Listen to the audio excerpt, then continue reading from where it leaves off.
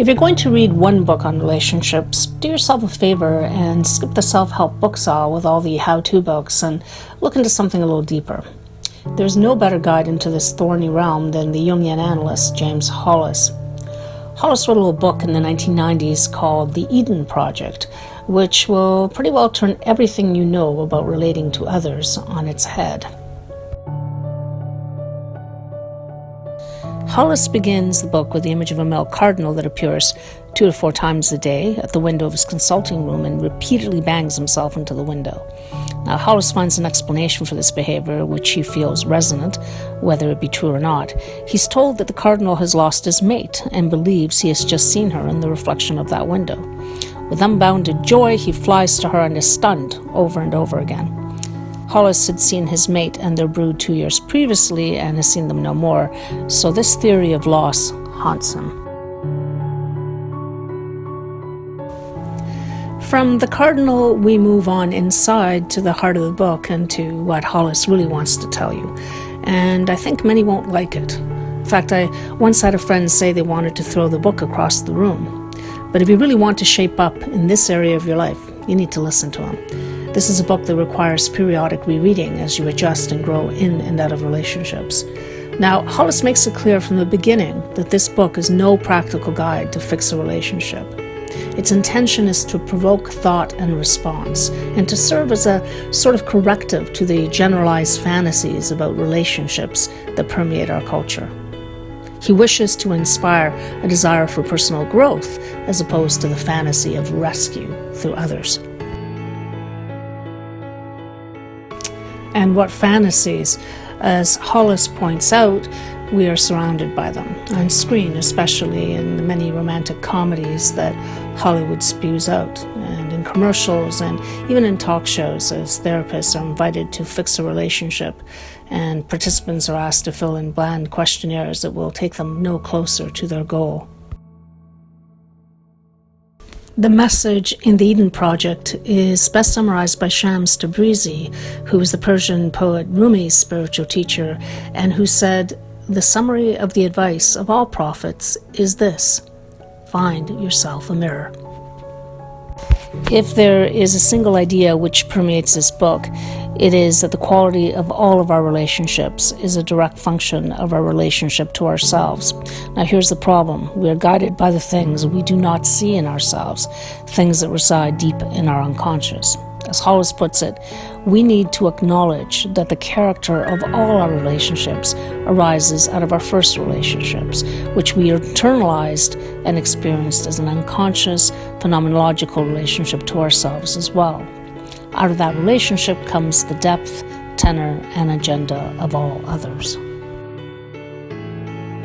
Now, since much of our relationship to ourselves operates at an unconscious level, most of the drama and dynamics of our relationship to others is expressive of our own personal psychology. So the best thing we can do for our relationship with others is to render our relationship to ourselves more conscious. Well, of course, this sounds easy, but it's clearly not. It is the work of a lifetime, in fact.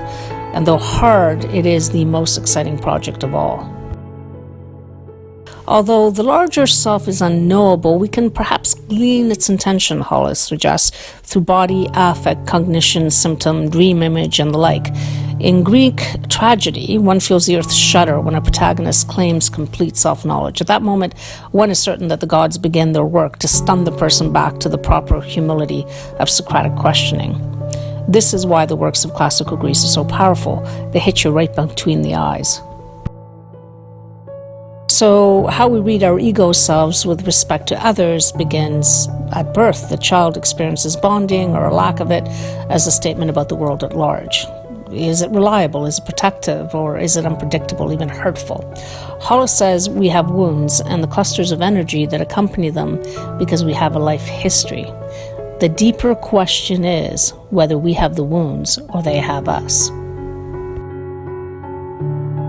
These wounds that we have are created when we are very young, Hollis reminds us, and the boundaries of the very young psyche are very permeable, and the child is at the mercy of powerful outside forces.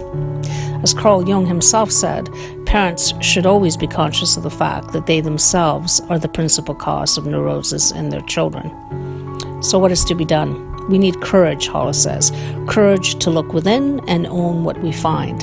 Jung himself kept looking inside and finding that he was coming up short. He kept finding things that he did not know about himself.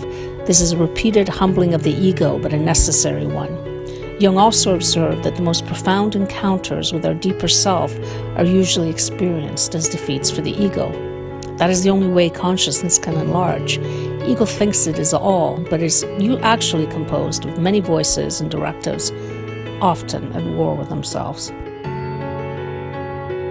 All relationships begin in projection, Hollis reminds us, and that's not all bad. As a young man, Dante spied a girl of 9, Beatrice, on the Ponte Vecchio, and literature and the arts have never been the same again. Such was the strength of his projection. Now, had Dante actually married Beatrice, I'm not sure we would have had the art, but what Dante did do that day was to pick up a mirror and look deeply into his own feminine heart, and then project it onto the young girl on that bridge. Hollis warns us that we suffer under the weight of 2 great fantasies.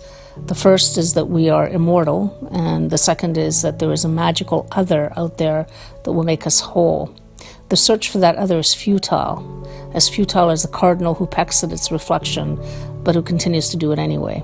We go looking for the teeth to match our wounds, the wounds delivered by unconscious parents and peers when we were too young to understand what was going on. Who, Hollis asks, would say, "I want to repeat my childhood wounding. I will love you because you are so familiar." But in fact, we do this all the time.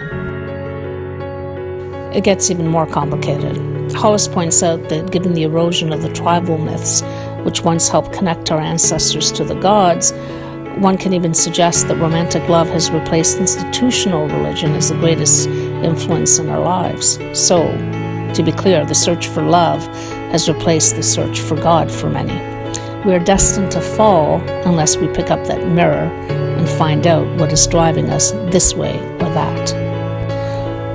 The evidence, Hollis says, is strong that there are no magical others, that we befoul our relationships with our own psychic debris, that the best relationship we can ever achieve is a function of the relationship we achieve to ourselves. The most loving thing we can do for those we claim to love and for the world is to withdraw our projections and consciously assimilate them into our personal journey. Pick up this book to find out how to go about retrieving those projections and begin to mend yourself and those you love. It is a journey you'll be glad you took.